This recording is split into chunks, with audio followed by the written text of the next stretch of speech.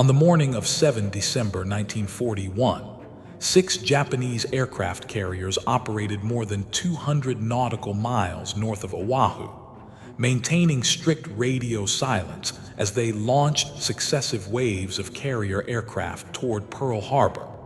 This was not an improvised gamble. It was the operational expression of a belief that had hardened inside Japan's military institutions over the previous decade, that a sudden, paralyzing blow against an enemy's main battle fleet could decisively shape the opening phase of a war and create the strategic freedom needed to secure victory elsewhere. Japan did not wake up in late 1941 seeking a dramatic raid for its own sake.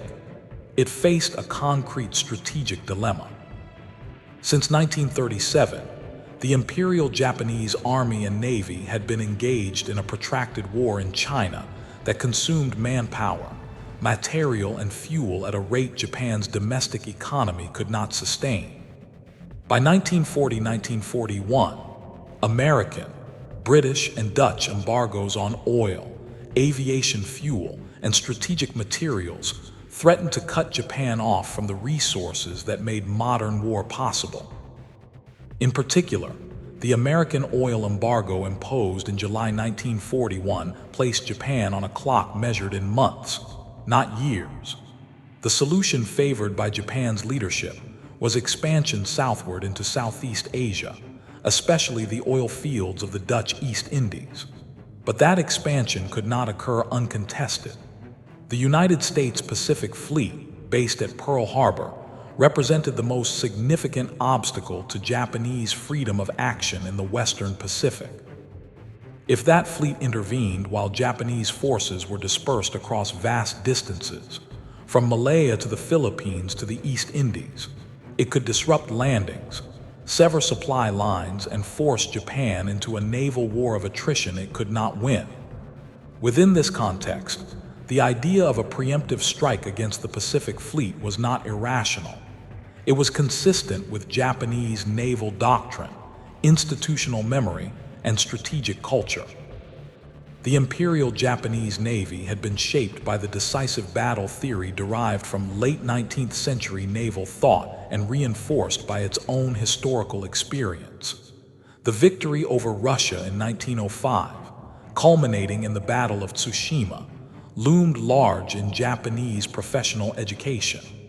There, a concentrated fleet action had produced a politically decisive outcome.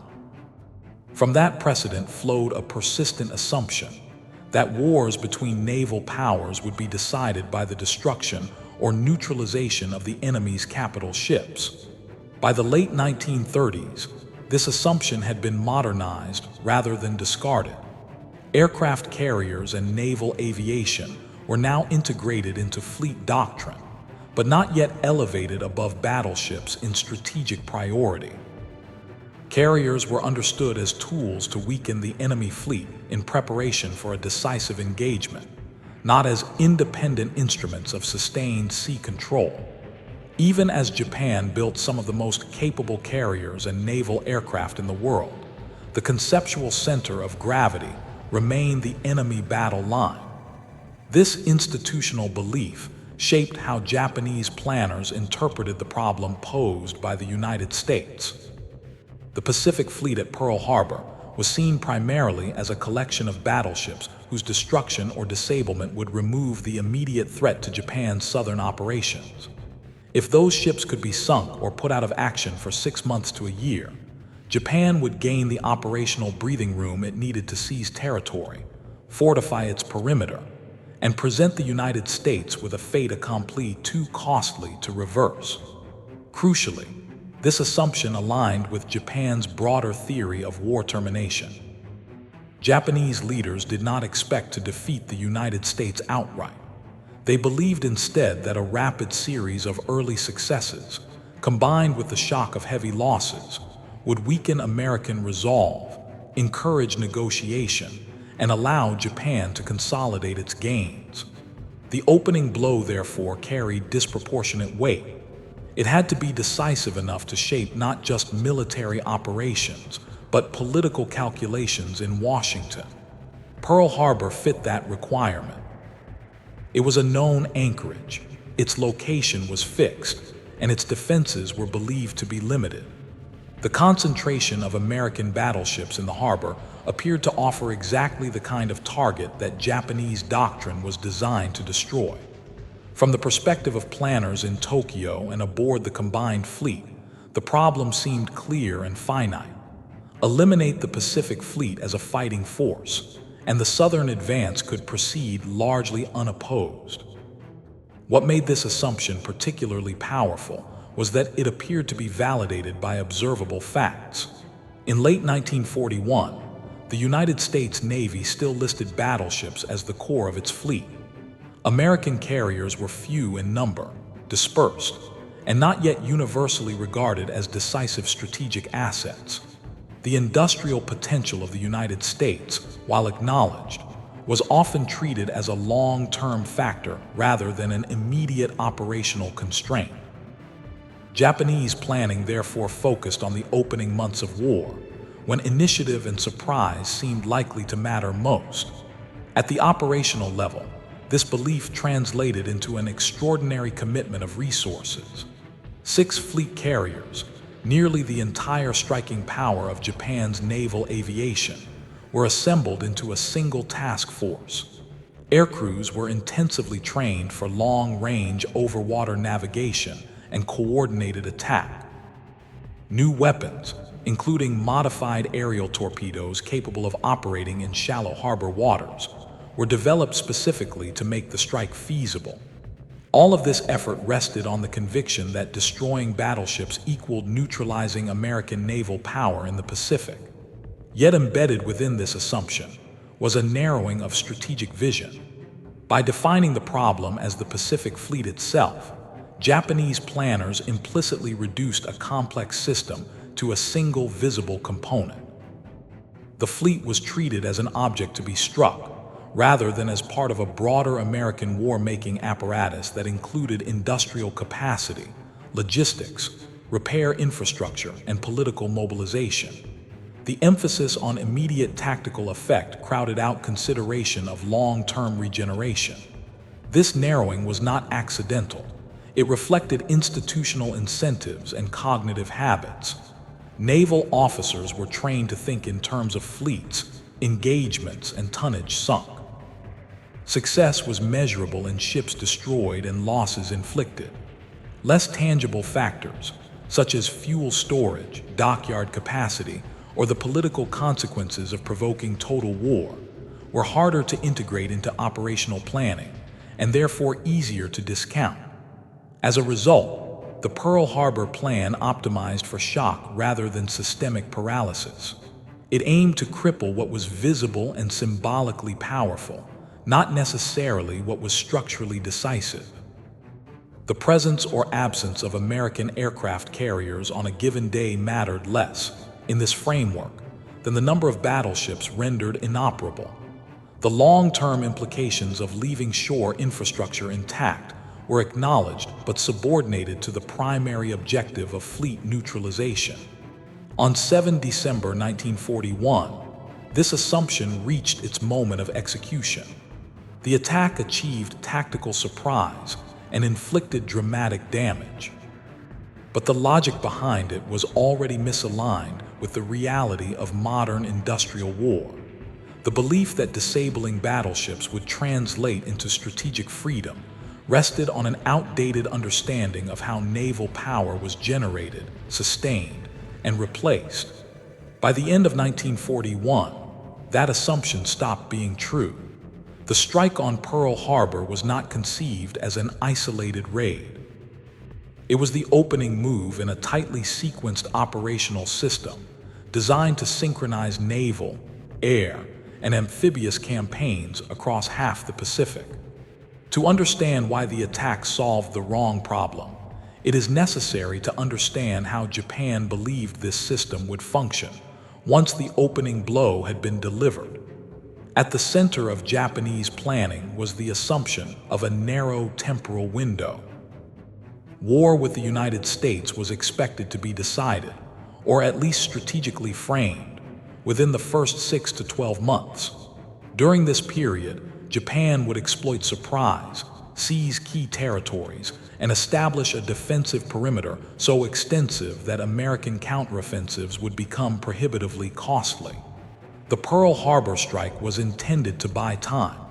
Everything that followed depended on how effectively that time was used. Operational responsibility for this system rested with the Imperial Japanese Navy's combined fleet. Its task was twofold. First, it would deliver the initial blow that neutralized American naval interference. Second, it would protect the maritime lines of communication required to support simultaneous invasions across Southeast Asia and the Western Pacific. The system assumed that once the Pacific Fleet was damaged, American naval operations would be cautious, reactive, and delayed. Japanese naval doctrine divided war into phases. The opening phase emphasized attrition of enemy strength through surprise attack. The middle phase involved consolidation and perimeter defense. The final phase envisioned a decisive fleet engagement, fought under favorable conditions, that would force negotiation. Pearl Harbor belonged entirely to the first phase. It was not designed to win the war. It was designed to shape the conditions under which the war would be fought. Within this framework, the role of carrier aviation was instrumental rather than strategic. Carriers were the means by which the opening attritional blow could be delivered at long range. Their purpose was to damage enemy capital ships, disrupt command cohesion, and undermine morale. Once that mission was accomplished, carriers would revert to their supporting role in fleet operations and defensive patrols. This conception influenced target selection. The Pacific Fleet's battleships were prioritized because they represented concentrated naval power and symbolic strength. Their destruction would demonstrate Japanese capability, and planners believed, impose psychological shock. Aircraft on the ground were secondary targets, important mainly insofar as they could interfere with follow-on operations. Shore installations were acknowledged, but ranked lower because they were not considered decisive in themselves. Information flow within this system was highly centralized. Strategic objectives were set in Tokyo, refined by the Navy General Staff, and executed by operational commanders with limited latitude for deviation. While tactical execution at the squadron and air group level allowed for improvisation, the overall design was rigid. The system relied on accurate pre-war intelligence, precise timing, and adherence to the original plan. This rigidity was reinforced by institutional dynamics. Inter-service rivalry between the Army and Navy encouraged compartmentalized planning rather than integrated grand strategy. The Navy focused on defeating naval threats. The Army focused on land conquest. Pearl Harbor was firmly a naval solution to a naval problem. Its strategic implications beyond the maritime domain were considered, but not systematically integrated into planning. The strike force itself reflected this system-oriented thinking. The carrier task force was optimized for offensive reach and concentrated striking power. It carried limited provisions for prolonged operations near enemy territory. Its logistics assumed a rapid withdrawal after the attack, minimizing exposure rather than enabling sustained pressure. There was no plan to loiter, reassess, or conduct follow-on strikes based on evolving conditions. This mattered because the system left little room for adaptive targeting. Once the attack plan was finalized, its priorities were effectively locked in. Fuel depots, dry docks, and submarine facilities at Pearl Harbor were known to planners, but they were not central to the mission profile.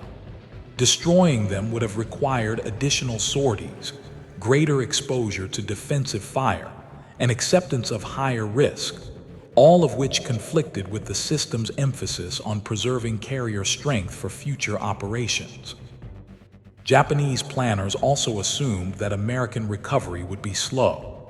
This assumption rested on two beliefs: that the physical damage inflicted would be difficult to repair, and that American political decision-making would be cautious following a major shock.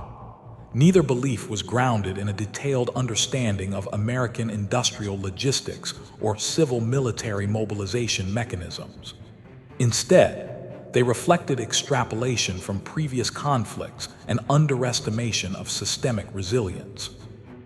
The Japanese system further assumed that the absence of immediate American retaliation would validate the strike's success. If the Pacific Fleet did not sortie in strength within weeks or months, this would be interpreted as confirmation that it had been neutralized.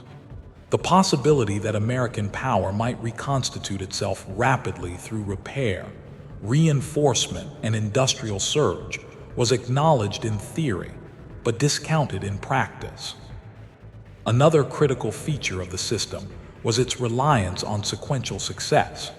The Southern invasions were scheduled to unfold almost simultaneously with the Pearl Harbor strike. Landings in Malaya, the Philippines, Guam, and the Dutch East Indies depended on the assumption that American naval forces would be too damaged or disorganized to intervene. Any significant deviation, such as unexpected carrier strikes or submarine interdiction, could disrupt this carefully timed sequence. This created a vulnerability. The system had no margin for strategic surprise in the opposite direction. It was designed to impose shock, not absorb it. If the opening blow failed to achieve its intended systemic effect, there was no alternative mechanism to compensate. Japan lacked the industrial depth to sustain a prolonged contest of replacement and escalation. The absence of American aircraft carriers from Pearl Harbor on 7 December represented precisely such a deviation. But within the Japanese system, this absence did not immediately register as a systemic failure. Carriers were important, but battleships were still the metric of success. The operational reporting emphasized ships sunk and aircraft destroyed, reinforcing the belief that the mission's core objective had been achieved. What the system could not easily process was the difference between visible damage and functional disablement. Battleships at anchor were damaged, but the infrastructure required to repair, refuel, and resupply naval forces remained largely intact. Submarine bases, fuel storage tanks, and dockyard facilities survived the attack. These elements did not fit neatly into the decisive battle framework, and therefore their survival did not trigger alarm within Japanese assessments. The Japanese system was coherent, disciplined, and internally consistent. It translated doctrine into action with remarkable precision, but it was also bounded by its own assumptions. It defined success narrowly, measured effectiveness through outdated indicators, and privileged immediate operational results over long-term systemic effects. By the time the carriers withdrew from Hawaiian waters, the system had executed exactly as designed. What it had not done was disable the United States' ability to fight a modern industrial war at sea. That distinction between tactical success and strategic sufficiency would only become apparent later. The failure of the Pearl Harbor system did not occur in a single moment. It unfolded across a sequence of decisions and omissions that only revealed their full significance when measured against what the attack was supposed to accomplish. The operation succeeded tactically. It failed analytically. The Japanese strike force reached its launch point in the early hours of 7 December 1941, after a transit of more than 3,000 nautical miles. At 600 local time, the first wave of aircraft, 183 planes, lifted off from 6 carriers. A second wave of 171 aircraft followed approximately 90 minutes later. The timing exploited a known vulnerability. Sunday morning, when alert levels were low and many aircraft were parked wingtip to wingtip, the first wave achieved near total surprise. Torpedo bombers targeted battleships moored along Battleship Row. Dive bombers and level bombers attacked airfields and parked aircraft. Within minutes, several American battleships were hit repeatedly. USS Arizona suffered a catastrophic magazine explosion and sank with massive loss of life. USS Oklahoma capsized after multiple torpedo strikes. Others, including West Virginia, California, and Nevada, were sunk or heavily damaged. From the perspective of Japanese operational reporting, these results validated the plan. The primary targets, battleships, had been struck successfully. Aircraft losses were within acceptable limits. American air opposition was minimal. The strike appeared to have achieved its central objective, neutralizing the Pacific Fleet as a coherent fighting force. However, the failure lay in what the attack did not do, and in how Japanese planners interpreted what they had done. The first point of divergence between expectation and reality concerned American aircraft carriers. None of the Pacific Fleet's carriers were present at Pearl Harbor on 7 December. USS Enterprise was returning from delivering aircraft to Wake Island. USS Lexington was en route to Midway on a similar mission. USS Saratoga was undergoing maintenance on the U.S. West Coast. Their absence was known shortly after the attack, but it did not fundamentally alter Japanese assessments. This reflected doctrinal bias rather than ignorance. Battleships remained the primary metric of naval power. Carriers were important, but they were not yet understood as the decisive instrument of sustained maritime warfare. As a result, the absence of carriers was treated as an inconvenience rather than a critical failure to neutralize American striking capability. The second, more consequential failure involved shore infrastructure. Pearl Harbor was not merely an anchorage, it was a logistical hub. Its fuel storage facilities held approximately 4.5 million barrels of oil. Its dry docks and repair yards were capable of returning damaged ships to service far more rapidly than if those ships had to be towed back to the mainland. Its submarine base supported the very arm of the U.S. Navy that would soon become most dangerous to Japan. None of these facilities were meaningfully targeted. Japanese pilots focused on ships and aircraft because that was what the system had trained them to destroy. Fuel tanks were large, unarmored, and easily visible, but they were not prioritized. Dry docks were identifiable, but attacking them carried no immediate symbolic payoff. Submarine facilities were considered peripheral. As a result, the physical damage inflicted on Pearl Harbor did not translate into functional paralysis. This omission had immediate effects.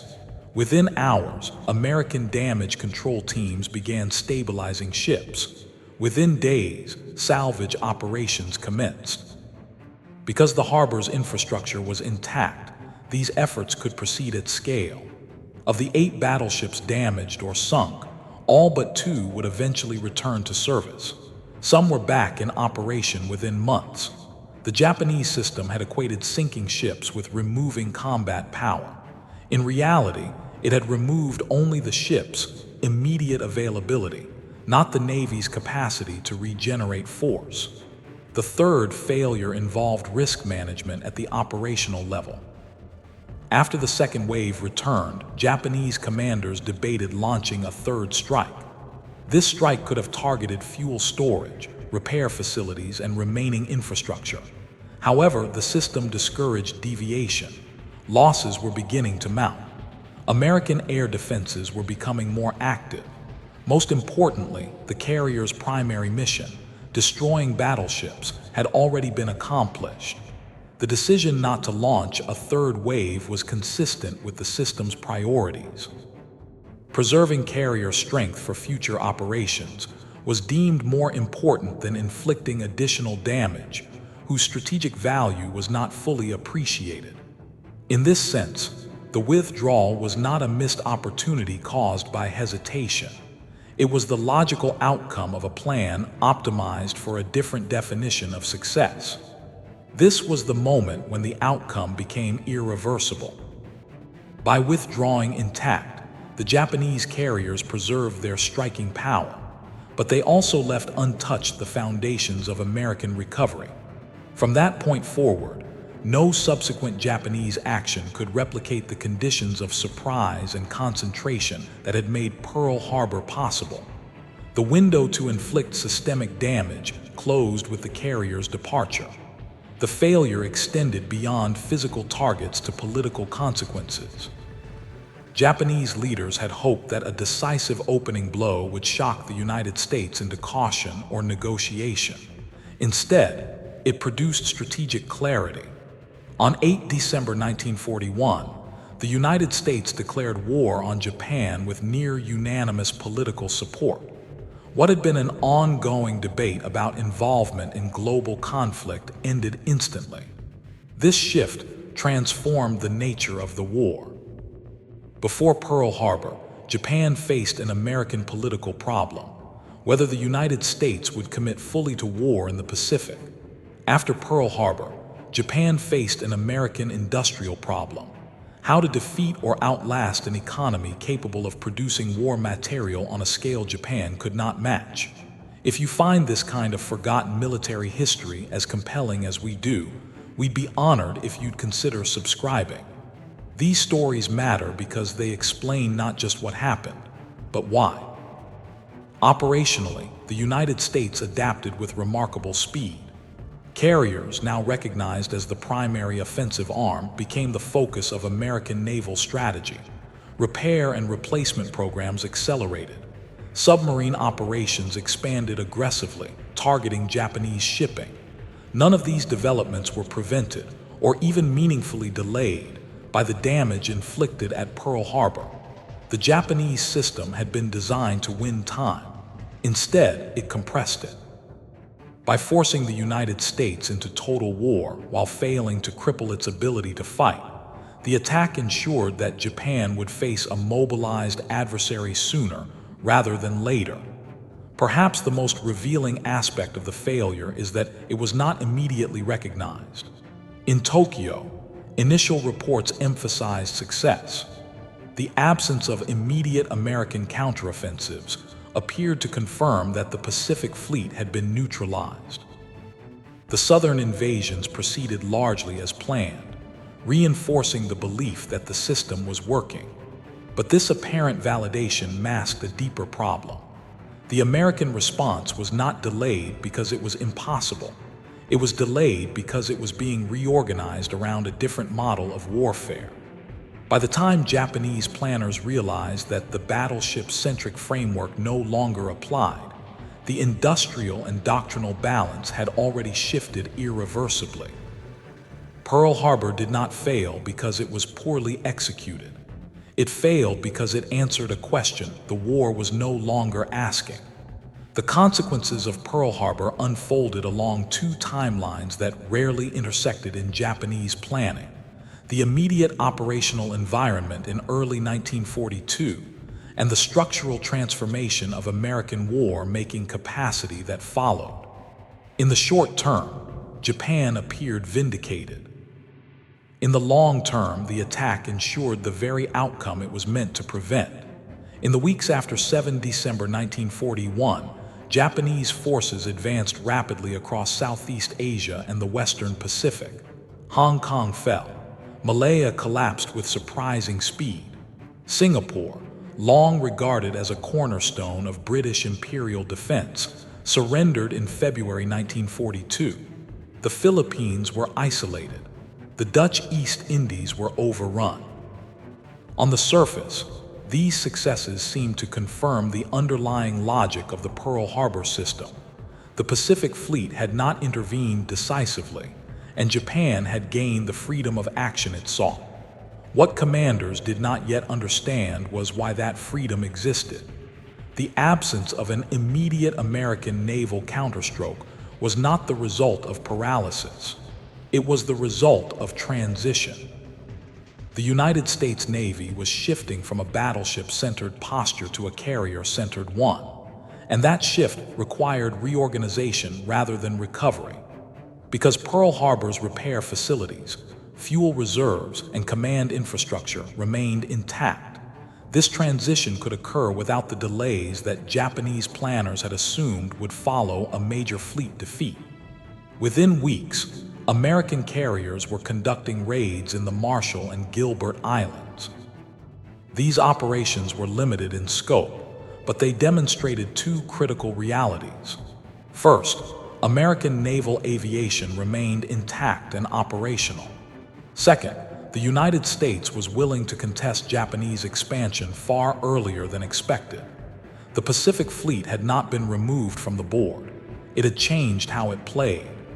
At the strategic level, the attack reshaped American decision-making in ways that Japanese institutions were poorly equipped to anticipate. Before Pearl Harbor, the United States faced competing priorities in Europe and the Pacific, constrained by domestic political considerations. After Pearl Harbor, those constraints vanished. Mobilization accelerated. Industrial output expanded at unprecedented speed. Shipyards began producing carriers, destroyers, and submarines in quantities that dwarfed Japanese capacity. The full impact would only become clear later, but the trajectory was set almost immediately. The survival of Pearl Harbor's infrastructure meant that damaged ships could be repaired locally, conserving time and resources. The survival of the submarine base enabled a campaign against Japanese merchant shipping that steadily strangled Japan's economy. The survival of American carriers allowed the United States to contest sea control months, not years, earlier than Japan had planned for. Japanese command reactions, by contrast, revealed the limits of their institutional flexibility. Early successes reinforced existing beliefs rather than challenging them. The absence of a decisive American fleet engagement was interpreted as caution rather than adaptation. As a result, Japanese planning continued to emphasize perimeter defense and the eventual decisive battle, even as the conditions required for that battle eroded. When American carrier forces clashed with Japanese carriers in the spring of 1942, the asymmetry became visible. At the Battle of the Coral Sea, Japan's expansion was checked for the first time. At Midway, Japan lost 4 fleet carriers, assets that had taken years to build and train. These losses were not caused directly by Pearl Harbor, but they were made decisive by it. By forcing the United States into rapid carrier-centric warfare, the attack accelerated the obsolescence of Japan's own strategic assumptions. This brings the analysis to the central lesson of Pearl Harbor. The failure was not one of courage, planning competence, or tactical execution. It was a failure of problem definition. Japanese leaders correctly identified that time was their scarcest resource.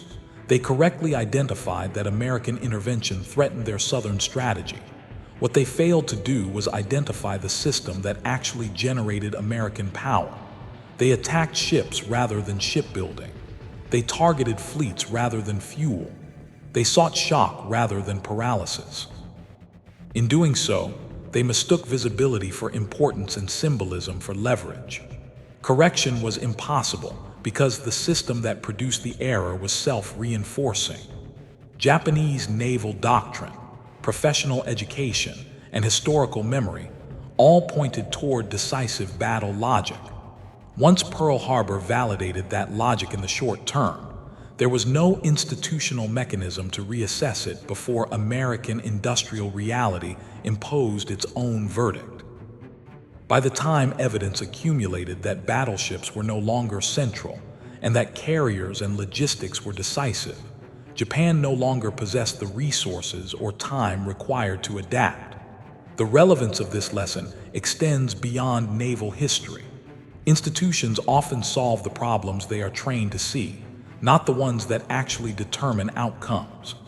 Operational brilliance can coexist with strategic misalignment. Early success can obscure long-term failure.